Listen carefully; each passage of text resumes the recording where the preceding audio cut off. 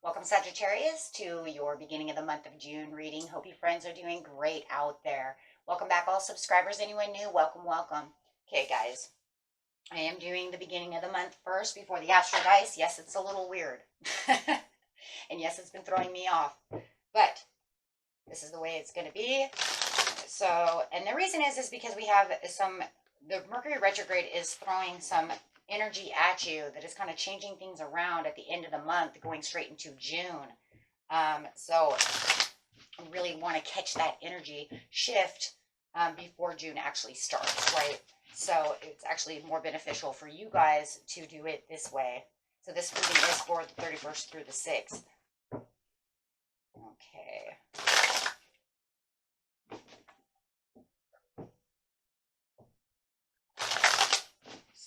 Let's see what's going on. But be sure to catch that astro dice after this reading in a couple of days. Okay. Somewhere around probably somewhere between the 6th through the 8th, I would say your guys' reading will be up. Okay. Let's see what's going on with you at the Sag, the beautiful, beautiful Sag. You have the new beginning. See, and this is the energy, the shift that I'm talking about, that all the signs are getting, right? And it's because of that lunar eclipse that came in. The lunar eclipse actually put a kind of a counteract, if you will, right, towards the energy of the Mercury retrograde, which is kind of crazy, right? So it kind of counteracted it a little bit. Why? Because the lunar eclipse makes us let go of things for new beginnings. And then, of course, being in that Scorpio constellation, it said, yes, you will have a rebirth.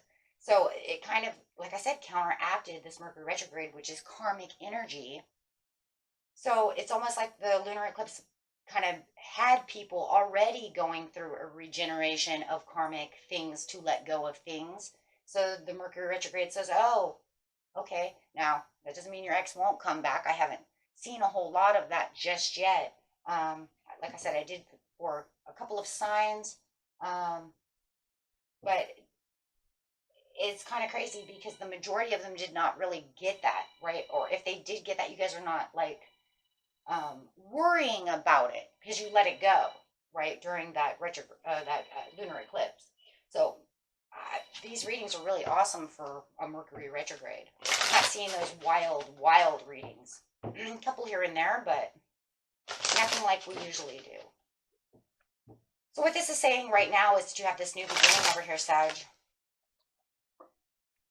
Okay, and that you're super aware of the situations at hand. See, you have this overall awareness of what is going on using this high priestess energy, right? Saying, because I am intuitive enough and unified enough to have the perfect understanding of where it is I want.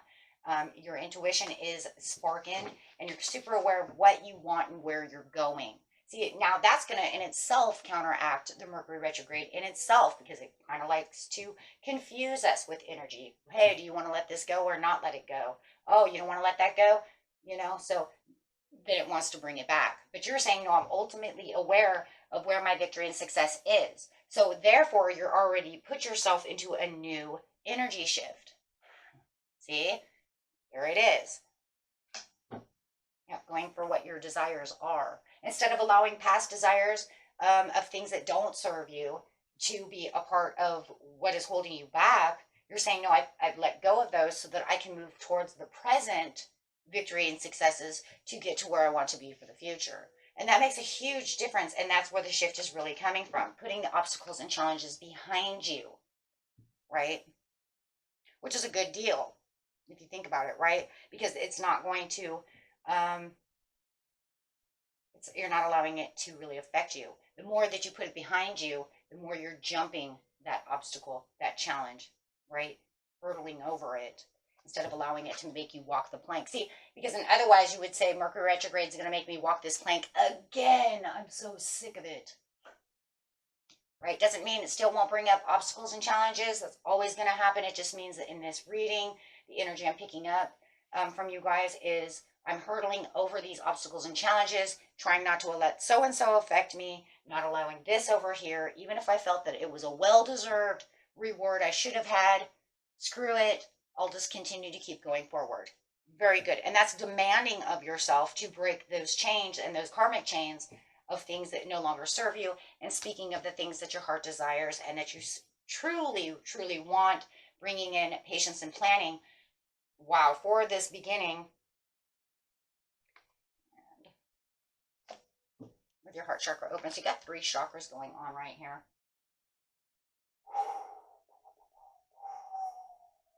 Wow. And if I look at it from a numerology point of view, I mean, already looking at it from a chakra point of view is saying you guys are really pretty balanced because you have your heart chakras are already open. So that way you're already bringing in rewards, and your victory and success is getting closer to the challenge of certain, from certain things, of leaping those hurdles, because you're surely aware of what was standing in the way. And you said, well, no, I'm done with that. F that, I'm moving, right? And then you have to remember you're getting ready for that Saturn retrograde to come in. Wow.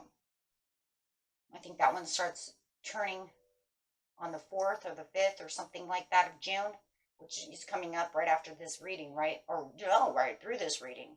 This is May 31st through the 6th. So somewhere around the 4th and the 5th, we're going to have that Saturn start moving. Which is good, though, because then you keep yourself in this awareness. Maybe that's, now I'm having awareness. Your reading is bringing me in awareness. That is why. That is why the energy is shifting. It's crazy. Just doing these readings opens up my mind, right? That's what the shift is. That's why it is, guys. That's why it was so important for Spirit to tell us to do this reading now. Because you have the eclipses plus the retrograde of Mercury, and then you have this Saturn retrograde coming in that's going to split the energy. Didn't even think about it like that until I said it. Until this reading period. End of story. I've done like 7 readings, but you're the only one that actually I thought about that Saturn. I didn't think about the Saturn before in any other readings. Till I seen all these chakras. Wow. Because look, I'm looking at all the zeros and the ones that are change and new beginnings.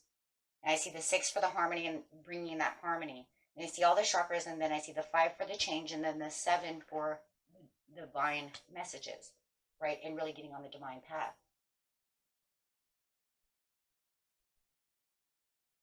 That's another mind blow. Yeah, even as readers, sometimes we don't see everything, right? Until we actually do a reading that brings that to light. Okay, so that's the whole point of the shift of why we have to do that, is because of the Saturn retrograde that's coming on. Why? Because it's slowly but surely going to bring in that energy. Saturn is Capricorn, right? So it's talking about the 4th house.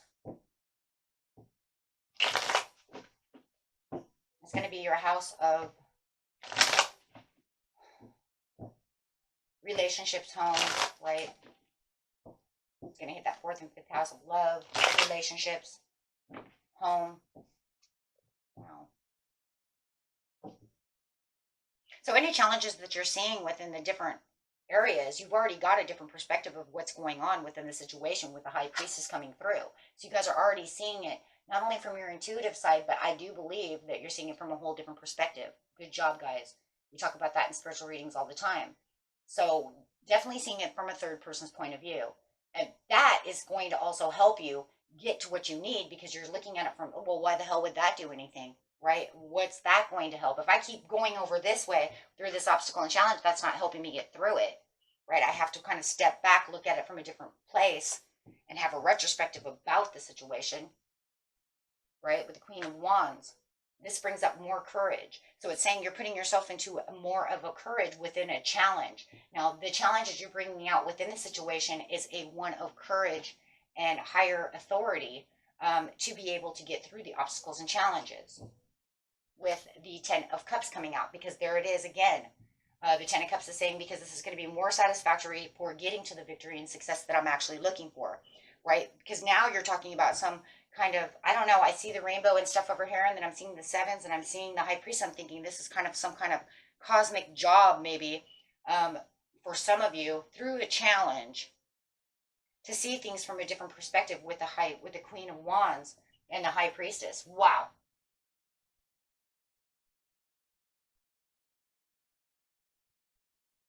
Some of you are star seeds, you already know this, so you're going to be seeing it from that higher cosmic place. Wow. Yeah, not thinking about the past, getting past the past. Getting past the past. Right? So, like I said, even though I haven't seen a whole lot of exes coming back, we're not really, there, it doesn't mean that it doesn't happen. It's just saying, if the ex is coming back, I'm not allowing you to take my authority away. I'm not going to allow you to try to knock me down or try to make me do this or that, or think about what the ifs, cans, should have been, woulda, coulda, woulda been, right? Because I'm not doing that, because that makes more links to a karmic chain. So what you're saying, Sag, is I've broken those chains. I'm not going to allow them to say, well, what if no, we're not would have, could have, should have, anything, right? Because it causes an obstacle and a challenge. So by doing this, you're rushing into different decisions about what's going on within the situation, instead of allowing this to fog and confuse you. And be careful of Neptune, doing so as well. So you're saying with the Seven of Swords over here, yes, because I've escaped the situation and I'm not looking back at the situation. See, I am leaving you behind. I'm leaving the obstacles and challenges behind, because you're throwing things at me. And like I said, it could be an ex that you're saying, and I don't want that. Or whatever your obstacle and challenge is. And you're not going to allow that. So you do have a huge, big shift in energy that's going to come and start really illuminating everything within the beginning of the month. And then you can think of all the things that you can have a big shift and move towards progress towards the end of June. So not only will you have a shift now into this new perspective and awareness of what's going on within you between May 30th, maybe now, I'm thinking even now you've already shifted that perceptiveness as I speak now, but it will grow. That's the point. The point is the more that it keeps coming up, the more you're going to grow past it through May 31st, through the 6th, saying this is the ultimate awareness, not allowing any kind of deep waters to affect you. I see the deep waters because I see all the cups, okay? That's, they're trying to drown you. That's the obstacle and challenge, trying to drown you, and you're saying, I'm not going to do that. Keeping level-headed. And so we assume, right, that towards the end of the month, we will know that with the Astro Dice. We'll see, there it goes again. Whether or not, right? But I feel like at the end of the month, you're going to have another huge shift again, because you've shifted this way, so you could only have another shift again. Right now, you're talking about the shift after Mercury retrograde really 100% ends, right? Once it's 100% done, then, after retro shade and all that, and really set still, then you will have this new shift again. So during this time, you're just going to patiently and plan, because there's that confusion again. Because someone is trying to confuse you of what you're patiently planning. You're planning away from me, but I love you. No. So there is a little bit of confusion that comes from not getting to the patience and planning, and you're saying, I want to walk away from that, because I'm not going to allow you to try to confuse me with your ifs, cans, woulda, woulda, couldas, woulda, shouldas, right? We all know those, because those do confuse us, because what they're trying to do, my friends, is they're trying to bring you back to the past of, I'm telling you, it probably is an ex or some, or maybe a coworker. I don't know. But it does feel like an ex who is trying to say, we should have stayed together. Think of what we could have done. Think of all the things we should have, could have, would have done. Oh, and just think if we do this now, what we could have. No. It didn't work then. Maybe we tried this 2 or 3 times and it doesn't work. So, no. And what you're going to find towards the 6th is someone coming to over here to be of service to you and offering you something because your heart and compassion is open. So therefore now you're, instead of where all the confusion is from this other situation, you're getting someone who's actually coming in. Why? Because you blocked them, guys, right? You blocked them. You said no. So now with the progress, you're seeing this new situation open up to where it's more of service to you, whether it's an idea, a real Capricorn or a real Virgo, you know what I'm saying? Or just a real decision. It might even be a gift that's coming to you, like a job or something of the nature. However it is, but it allows you to move on without having to repeat any of karmic past ordeals, right? Or any of these obstacles coming back to light. So whatever it was that was demanding and becoming stressful within the situation is now, it's going to give you a break. But it's because you did it. You did it yourself. You actually made it fade away, right? By saying no. And not answering their call and not giving it any energy, right? And that's because you were in the knowing, which I do believe you're in the knowing now. And I think it just grows. It's just growing, right? So you start then seeing your goals starting to happen and starting to really come together for this other situation, okay? As you're manifesting deeper dreams and you're having better communication through other things. And this is not lighting any fires. If anything, you're saying they're trying to light a fire and I'm putting it out, so it's just smoking. Go over there and smoke. And they could be smoking. I see a lot of smoke. They could be snorting out smoke, right? Maybe they're pissed off. But you're not going to allow that to happen, right? And they are. They're going to be, if this is an ex, they're going to be super hurt about the situation. No matter what the situation is, it's trying to put itself, if that's you, you're just putting it on the back burner and walking away. If this is the other person, which you know is there, they're definitely walking on, a cane over here because they're saying, oh, Sag, you hurt me. But you're not allowing this to affect you at all. Do you see the point? The point is because you're in the knowing and you're being very strong about the situation. You're saying, you're not going to get in my head. I don't care if you're hurt. I'm sorry that it hurts. I'm sorry that, this can't happen and that happens. But this is not, I'm not going to allow you to do what you usually do to me. And I do believe for some of you, this happens maybe every Mercury retrograde. Why do I feel that? Okay, so with the 3 of Wands, you're looking out because you see other boats and ships and you're saying this is never going to be at service. So you finally find a completion to cut. If this is a karmic, you finally cut the chains and you say this is done. It's completed. I'm done with this obstacle. You're not holding me back anymore. And now I'm ready to move towards the next section, the next chapter of my life in which you do not belong there. I'm sorry, I removed the chapter. You're sorry, you kind of killed them in the book. Okay, they died in the book. It's kind of like watching a movie and then the actor dies and you're like, no. Okay? But they're gone. Dead. Sorry. Right? Sorry they died. Right? But they do not belong in the chapters of your life anymore. So they've kind of died. Which, it has to be that way. That way you can bring someone else in to make new chapters with. Not everybody in our life can hang out in the whole entire book of life. Right? So it's like, sorry. You melted the wicked old witch, and I'm sorry she died. Okay? So she doesn't get to come back in the next chapter.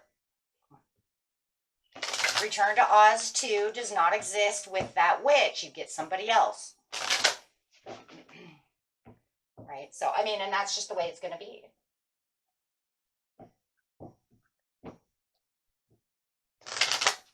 There's going to be no more flying monkeys because you killed them all, right? All her minions. Maybe it was all her friends or his friends. They don't exist either because you put him to rest. Okay? So crazy.